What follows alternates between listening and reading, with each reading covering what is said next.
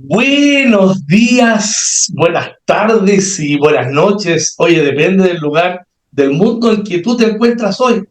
Se fijan, me vine a Ámsterdam porque, bueno, tengo un invitado muy especial con el cual vamos a hablar de los judíos sefaradíes, la esclavitud y el pensamiento legal en esta ciudad, en Ámsterdam, del siglo XVII. Mi invitado, no, impresionante.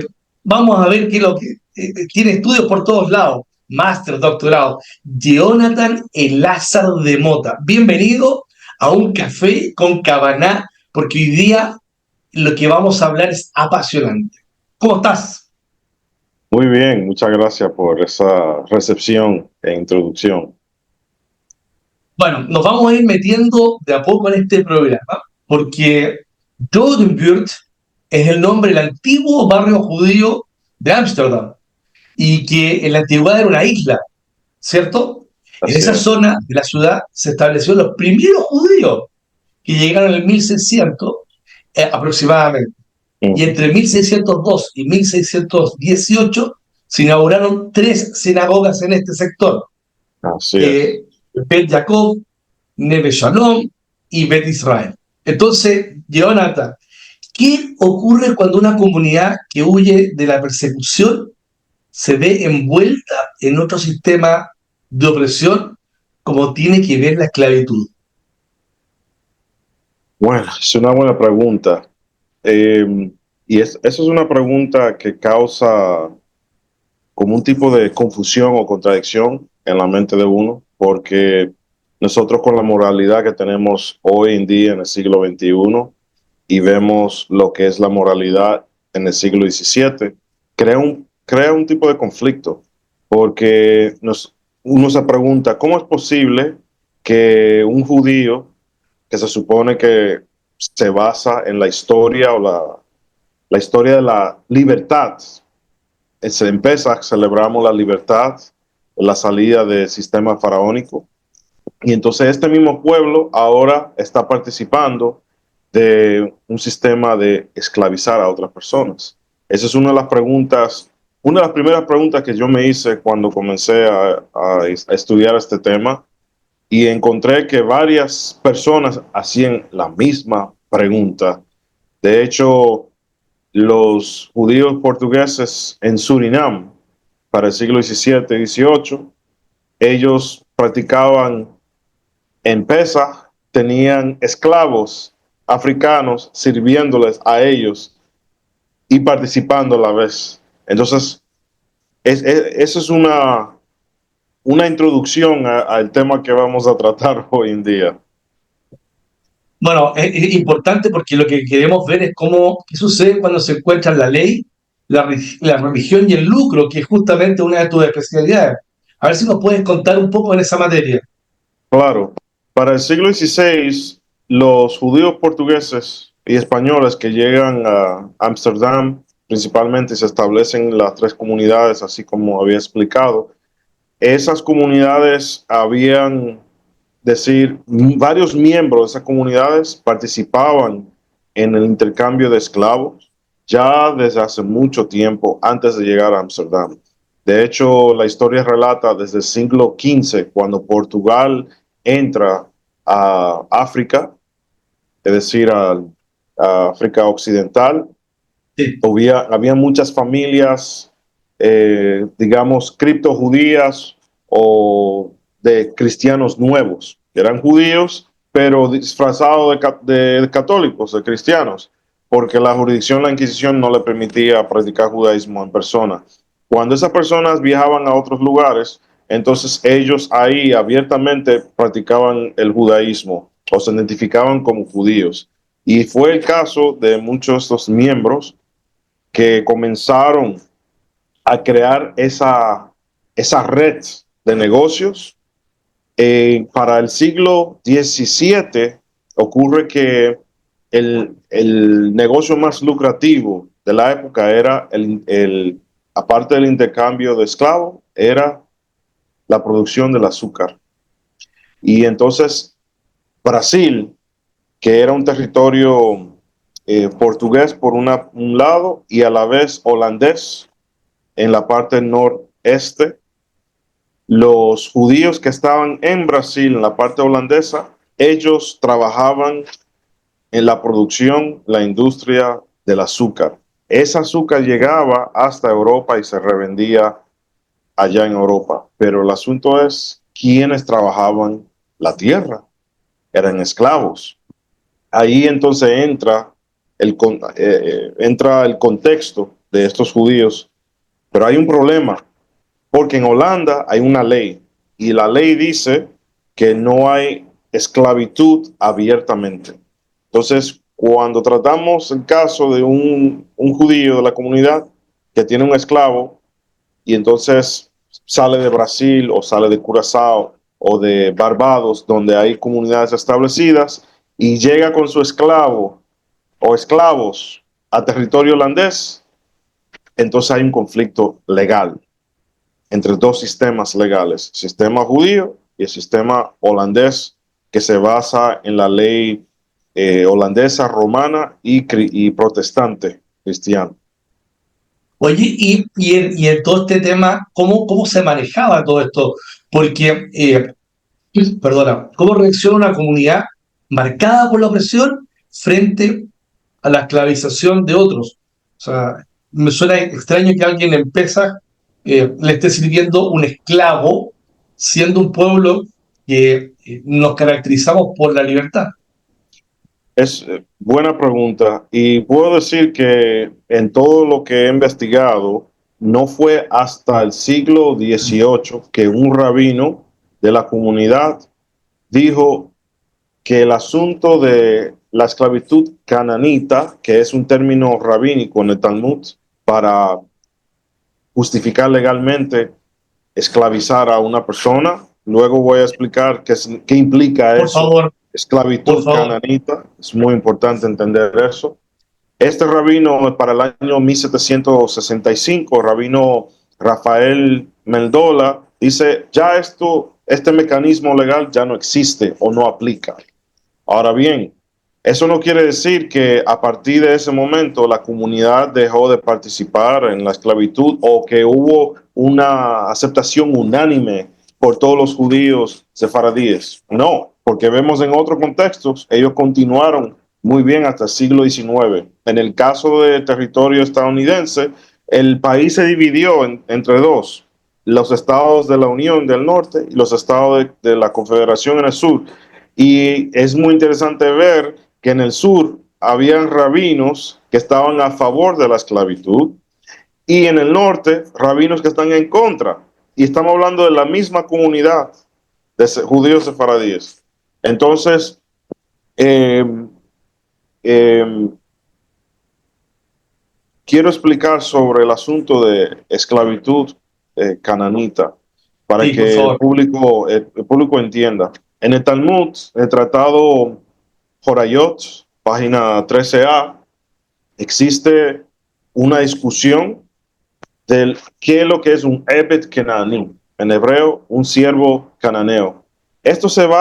Los rabinos se basan en un pasaje en el libro de Vaikra, Levíticos, capítulo 26, donde menciona a los cananeos, que son esclavos o propiedad de los israelitas como resultado de una guerra, resultado de guerra santa, si lo queremos decir así. Este concepto, esta terminología, luego es modificada en la época del Talmud. Ya el pueblo judío no tiene autonomía total, está bajo el Imperio Romano, Tierra Santa, y entonces los rabinos lo que hacen es que ellos crean otro concepto de Ebed Canani, del siervo cananita. Y este concepto implica lo siguiente: cuando un judío compra un esclavo, o sea, con dinero, su propiedad, debe de hacerlo bajo algunas condiciones. Y una de esas condiciones es que el esclavo debe de aceptar el judaísmo después de un periodo o hasta un periodo de 12 meses. Es decir, si el esclavo decide que no quiere ser judío, no quiere formar parte del pueblo judío, después de 12 meses, según la halajá, la ley, debe de venderse a ese esclavo a otros no judíos. Entonces nos encontramos en el Talmud con, como siempre, donde hay dos judíos, hay tres opiniones. Nos encontramos con tres opiniones. Rabbi Ishmael, Rabbi Yehoshua ben Levi y Rabbi Akiva, el famoso rabino Akiva. El rabino Akiva dice que cuando se compra un esclavo, debe de circuncidarlo de inmediato. Si es un hombre, debe de circuncidarlo de inmediato porque va a ser judío. Si no quiere ser judío, a priori no lo puede comprar. Esa es la opinión de Rabbi Akiva. La opinión de Rabbi Ishmael es todo lo contrario. Rabbi Ishmael dice que bajo ninguna circunstancia hay que circuncidar al esclavo porque nunca va a ser judío. Ese esclavo es propiedad del judío para siempre, ad perpetuum.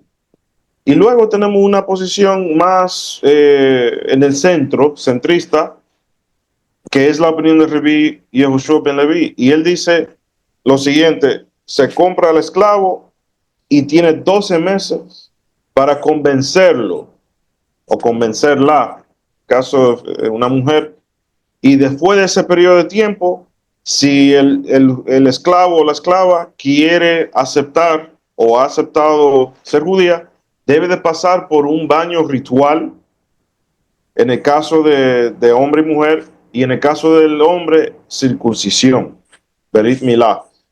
Y eso es claro, eso es después de un primer baño ritual. Al momento de comprar al esclavo, se hacía un baño ritual, en hebreo decimos tevilá, y después de los 12 meses, un segundo baño ritual, y ese segundo baño ritual es lo que convierte a ese esclavo en una persona libre y parte del pueblo judío.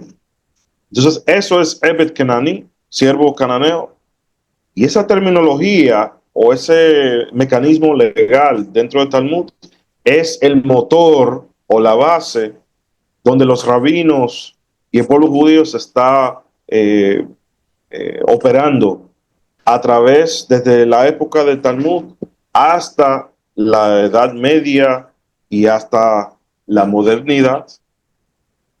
Oye, Jonathan, ¿y qué pasa con el pensamiento legal de la esclavitud de Isaac Atías por ahí por el 1620 y tanto, cuando él analiza los conceptos de propiedad, dominium y de libertad, libertas, en un diálogo con el Talmud? ¿Cómo se interpreta el derecho romano, las corrientes jurídicas en esa área? También tú nos puedes dar algunas señales. Sí, claro, eso son una muy buena pregunta. En la época de Rabino Isaac Atías, existía en el derecho europeo, que se basa en el derecho romano, existía dos conceptos, libertas y dominium. Libertas para esa época se refería a tener autonomía propia o colectiva, una sociedad, una comunidad o un país o un estado. Y entonces también existía el concepto de dominium, también del latín, que quiere decir, tiene muchos significados, puede ser soberanía o puede ser propiedad. Entonces, estos tipos de términos, los rabinos, en este caso, Isaac Atías, utiliza estos conceptos para conseguir una autonomía para la comunidad judeo-portuguesa que se encuentra en Ámsterdam. Ahora le explico el contexto.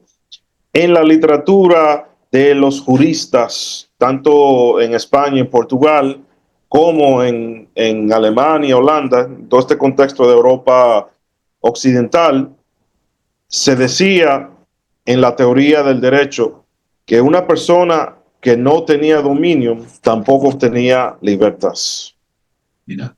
Sí, entonces, cuando entendemos esto en el contexto judío, encontramos en Tesoro de Preceptos, que es una obra escrita por Rabino Isaac Atías, donde él comenta los 613 mandamientos o preceptos de la Torá. Y en el precepto positivo, hablamos de algo que hay que hacer. El número 232 siguiendo el patrón de Maimónides. Él explica lo siguiente que tiene que ver con Ebed Cananí, el siervo cananita. Dice, es imposible que los siervos de Dios sirvan a los hombres. No se puede servir a dos amos. Eso es lo primero. Lo segundo dice es imposible servir a Dios y tener que hacer obras o obras domésticas eh, u otro tipo de obras que le va a quitar el tiempo a la santa congregación de Israel de cumplir los mandamientos divinos o los preceptos divinos. Entonces lo que estamos viendo aquí es lo siguiente. Él está diciendo en pocas palabras, no hay una manera, el pueblo judío que se encuentra, o la nación, digamos la nación portuguesa o hebrea, no puede ser emancipada, no puede tener soberanía si no tiene dominio, es decir, propiedad, Claro, claro. esclavos, siervos. Entonces es interesante y fascinante cómo el concepto de toda esta teoría legal entra a la halajá, al derecho Porque judío. Claro, porque hay una discusión bastante importante sobre el impacto de estas Ujú. justificaciones teológicas, porque son Sí, justificaciones teológicas, en la construcción de la categoría racial y jerárquica social. Entonces, ese impacto, ¿cómo se empieza a resolver en Ámsterdam de esa época? ¿cómo se comienza a resolver?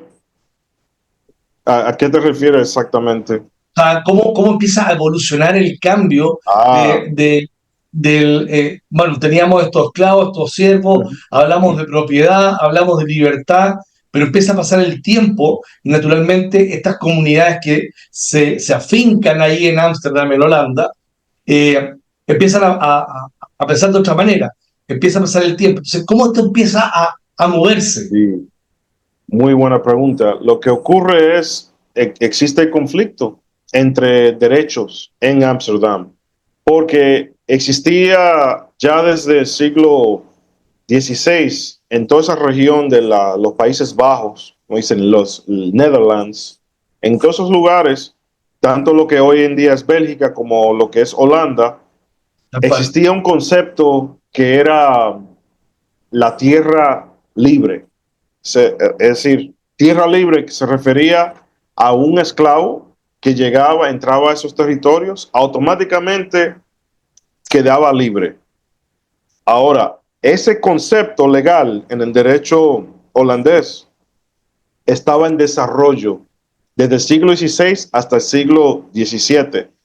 Y lo que yo he podido encontrar es que los judíos que llegan del África, que llegan de las islas europeas, llegan del Nuevo Mundo, en aquella época de Brasil y el Caribe, cuando ellos entran al territorio holandés con esclavos, ellos pusieron a prueba esos conceptos legales. Y eso es lo que vamos a encontrar en los registros, en los archivos de la ciudad de Ámsterdam y de La Haya. Vamos a encontrar varios casos donde hay que resolver ese asunto. Y lo que ocurre es lo siguiente. En un caso particular, había uno que se llamaba Isaac Alvin y otro que estaba con él, eh, Isaac Barzilai, y estos entraron con 5 esclavos, 3 mujeres y 2 hombres, al territorio holandés. Y cuando los llevaron delante del tribunal en La Haya, el juez decidió de que tenían que abandonar territorio holandés.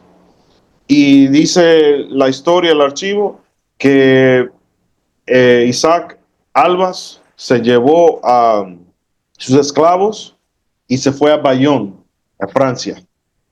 ¿Okay? Ahora, ¿por qué se Estaba va a permitido. Bayonne? Se va a Bayonne porque en Francia, desde el siglo XVI, el rey de Francia le dio una concesión especial a los judíos portugueses en todo ese territorio, lo que hoy en día es Bayonne y Bordeaux, Bordeaux.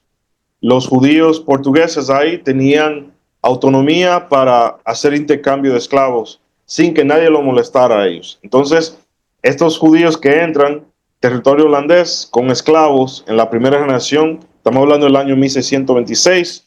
Ellos Sí. se retiran y se van a Francia. Ya con el tiempo vemos en los cementerios de la comunidad, vemos que hay esclavos africanos enterrados en el cementerio judío. Entonces, lo que aprendemos aquí es que en una primera generación, los esclavos formaban parte de la comunidad. Muchos pasaron a hacerse judíos. Hay un caso en particular, le dicen, se llama Eliezer, el buen siervo, o en portugués, buen servo, y tiene una tumba en su nombre, y todos los años las personas de Surinam, o sea, descendencia africana, van a esa tumba en Ámsterdam y hacen un tipo de ritual en ese lugar. Ahora, con el tiempo, la comunidad en Ámsterdam, a partir de 1650, comienza a cambiar su política. O sea, quiere decir que el derecho holandés en la ciudad de Ámsterdam afectó o influyó tanto en el derecho judío y su práctica que la comunidad en Ámsterdam va a abandonar poco a poco, paulatinamente, va a abandonar la práctica de la esclavitud en Ámsterdam, no en las colonias, pero No, en no, no, Ámsterdam. no. En Que es donde Ámsterdam, estamos justamente, que es donde exacto, estamos hablando del tema. O sea, ellos empiezan a moverse y empiezan a dejar y abandonar la esclavitud en Ámsterdam, y hay que dejarlo bastante claro. exacto. Oye, Jonathan, ¿sabes qué? Me gustaría ir avanzando con el tiempo Ujú, y de repente pensar en la historia. ujú. Avancemos a la actualidad. ¿Qué reflexión nos deja estos debates éticos dentro del mundo sefaradí respecto a la esclavitud a hoy día? Oh, eso es una muy buena pregunta. Hay mucho que decir. Una de las cosas fascinantes de todo esto es lo que es derecho o lo que es la ley y lo que es moralidad. Sí, Existe dentro del debate del derecho eh, lo que es el derecho real o realismo legal y lo que es el derecho positivista. El derecho positivista dice que toda la moralidad ya está incluida en la ley. Y el derecho realista dice que la moralidad existe fuera de la ley. Quiere decir que si la moralidad cambia, la ley también cambia. Muy diferente al positivismo que dice, no, la ley es la ley, es neutral y la ley establece la moralidad. Entonces aquí entramos en un tremendo debate en cuanto a cómo funciona la ley judía y cómo funciona la ley romana u holandesa, o si hablamos hoy en nuestro contexto del derecho internacional, el, las naciones aceptaron ya para el final del siglo XIX, 1870, después del caso de Amistad, que sacaron una película, de hecho, de este caso, Amistad, que marcó una era. Ese caso permitió que las naciones abolieran la esclavitud o el tráfico de seres humanos. Y de hecho, ya hoy en día no se llama intercambio de esclavos, hoy le dicen human trafficking, traficante de seres humanos. sí, que la Entonces, práctica no es. exacto, y en varios lugares del mundo todavía existe, en muchos lugares. Entonces, cuando nosotros vemos que existe una ley que prohíbe este tipo de práctica, que anteriormente no era así o se aceptaba, podríamos decir que hubo un cambio en la moralidad. Hubo un cambio en la moralidad. Entonces ahí entramos a la ley judía y nos preguntamos, ¿la halajá sigue el modelo de derecho realista o positivista? Es un debate que no vamos a responder ahora, Ah, pero hay que tener ese tipo de debate y conversación porque eso es lo que nos va a permitir a nosotros a, a poder entrar e integrarnos en el mundo. ¿Y si yo sigo estando en este mundo contemporáneo actual, qué lecciones nos deja toda esta historia que hemos hablado hoy día? Que no es muy cómoda, una historia incómoda. Estamos hablando de esclavos, de colonialismo y de responsabilidad frente a las comunidades religiosas y las minoritarias. ¿Cómo podríamos interpretarlo y qué lección le podemos dar a nuestros oyentes para que se queden pensando? Porque vamos a tener que hacer otro café con Cabanal, nos quedan muchas cosas por hablar. No, no, no estás, se te cortó el audio.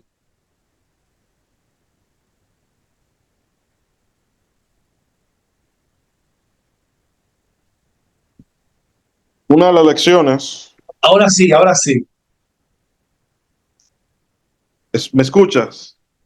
Perfecto. Ok. Se da cuenta, Una, amigo, perdona, se da cuenta, amigo, que estamos en vivo porque esto sale así, tal sí. cual. Una de las lecciones que nosotros podemos sacar de todo esto es que la moralidad no siempre, eh, no es algo que nosotros nacemos con eso naturalmente. La moralidad hay que aprenderla, hay que adquirirla. Es lo primero. Lo segundo que podemos aprender de, de todo esto es que si nosotros como judíos queremos vivir dentro de un mundo para todos, debemos poder acoplarnos al espíritu de las naciones. Es decir, si las naciones dicen no hay esclavitud o esto no es aceptable, el pueblo judío debe de también entrar en ese asunto. Ahí entramos entonces a lo que es el derecho internacional y, y la importancia de crear paz, que es el mensaje del pueblo judío, dar que shalom, los caminos de paz. Bueno, yo te quiero agradecer, Jonathan, el Lázaro, con esta grandiosa conversación. Yo creo que nos quedan varios temas pendientes, vamos a tener que juntarnos otra vez, pero esta es la primera, esta es para saborizar el café con Cabana. Bueno, una gracias gigantesca a nuestros amigos, los quiero invitar a un próximo café con Cabana. Tenemos más historias como estas, geniales, fabulosas, donde cada una de estas historias nos va uniendo y nos va armando estas piezas del puzzle de toda esta gran comunidad mundial, independiente si está en Latinoamérica, si está en Europa, si está en África, porque en todas partes nos vamos a encontrar con gente de nuestra comunidad. Nuevamente, Jonathan, muchísimas gracias y amigos de Un Café con Cabana, nos vemos en un próximo programa. Hasta luego y muchas gracias. Hasta luego.